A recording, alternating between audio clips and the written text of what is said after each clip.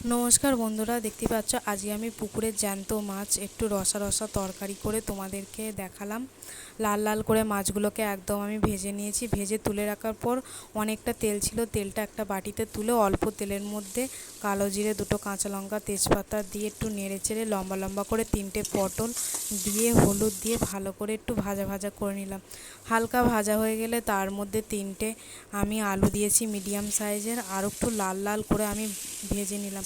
ভেজে নেওয়ার পরে 1.5খানা মতো টমেটো দিয়ে 1 চামচ মতো নুন দিয়ে আর একটু নেড়ে চেড়ে ঢাকা দিয়ে দিলাম যাতে টমেটোটা সিদ্ধ হয়ে যায়। দেখতেই পাচ্ছ টমেটোটা কিরম সিদ্ধ হয়েছে। নুন দিলে অবশ্যই সিদ্ধ হয়ে যায়, তোমরা এরমভাবে ব্যবহার করতে পারো। তার মধ্যে আমি 1 চামচ মতো ধনে গুঁড়ো, 1 চামচ মতো লঙ্কা গুঁড়ো দিয়ে আর একটু নাড়াচাড়া করে নিয়ে আদা আর জিরের পেস্টটা দিয়ে আমি ভালো করে একদম নাড়াচাড়া করে তেল বেরিয়ে এলে তার মধ্যে হাফ মগ মতো জল দিয়ে মিডিয়াম আঁচ দিয়ে আমি ঢাকা দিয়ে দিলাম সেদ্ধ হতে। যদি তোমাদের রান্নাটা ভালো লাগে অবশ্যই লাইক, কমেন্ট, শেয়ার করতে ভুলো না। দেখতেই পাচ্ছ আমি মাঝে মাঝে এরকম নেড়ে চেড়ে দেখে নিয়েছিলাম সিদ্ধ হয়েছে কি।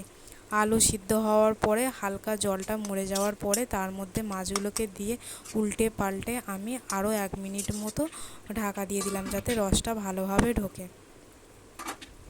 দেখতেই পাচ্ছ আমাদের রেডি হয়ে গেছে একদম জ্যান্ত মাছের রসা তরকারি। যদি ভালো লাগে, থ্যাংক ইউ।